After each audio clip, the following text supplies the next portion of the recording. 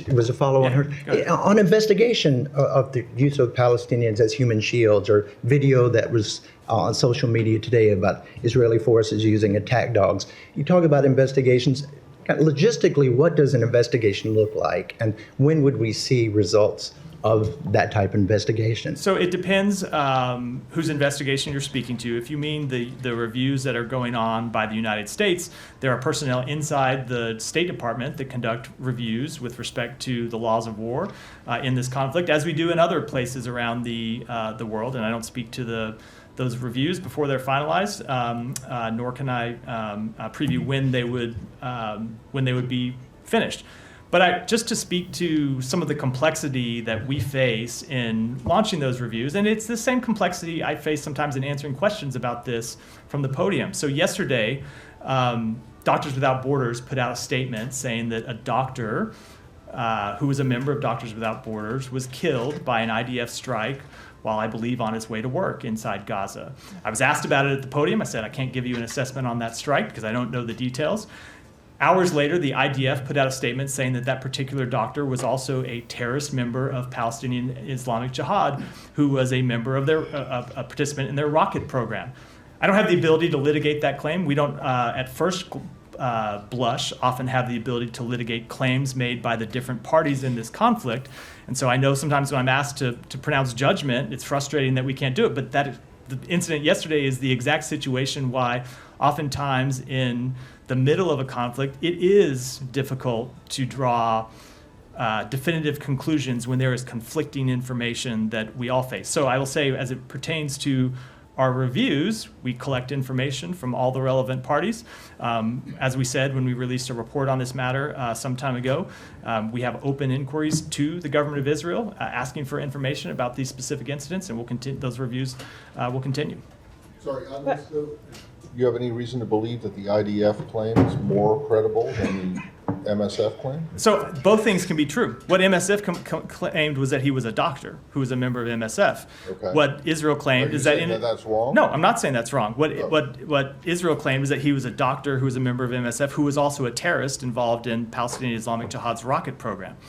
My point is, neither of those are United States verified information. Right, so when I get asked about the IDF claim, but he was a doctor and he was also involved in Hamas's missile program? Rocket program. Rocket program. Yeah? Yeah. How?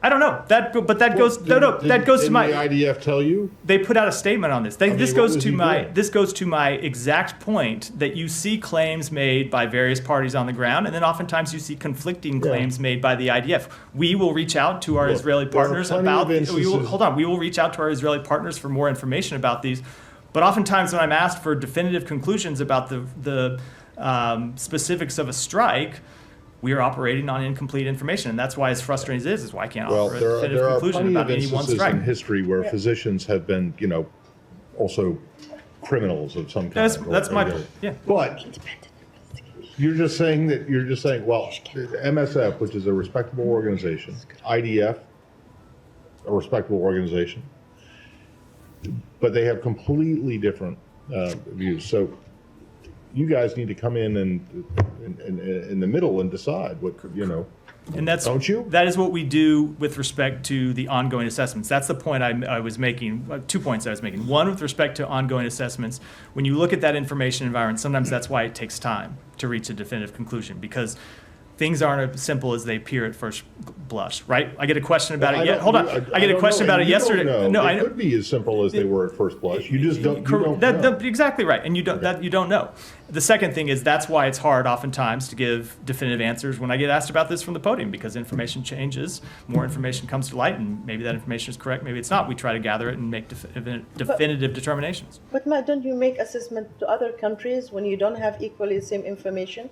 Whether it's Iran, whether it is China, whether even an ally, Russia or Ukraine or others. So is it just with Israel that you're always unable to make that conclusive results, or is it just because you don't have the information? So first of all, I would say there are times when it is quite obvious what happened, and we do make specific determinations very quickly. So look at the World Central Kitchen strike, where it's quite obvious within a few hours, within certainly the first 24 hours, what happened and that it was a mistaken strike, and we spoke to that exactly. Other times, it is less clear. So that's the first thing. But then I would say, with respect to Israel, as with any other country, we make determinations based on the information that's available to us. We reach out, in this case, to NGOs and others who are on the ground, and we reach out to the government of Israel when trying to make assessments about individual strikes before making any definitive conclusions. But you do accept at least what both sides agree on, that this person was a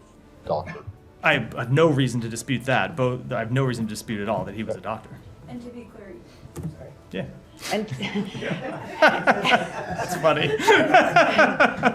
sorry, no laughing matter. But and to be clear, you have explicitly asked Israel for evidence that this doctor was involved in Hamas. I don't know if we have pertains to this strike. We often do. Will you? It is no. Hold on a second. We often do when it comes to strikes like these, when there are claims of human rights abuses or claims of civilian casualties. It is regular practice for us to do so through our embassy in Jerusalem. I can't say we've done so in this case, but it would be normal practice for us to have done so. I just haven't verified that we did in this one specific one, or that we're not doing it in the coming days, but it would be our standard practice to do so, yes.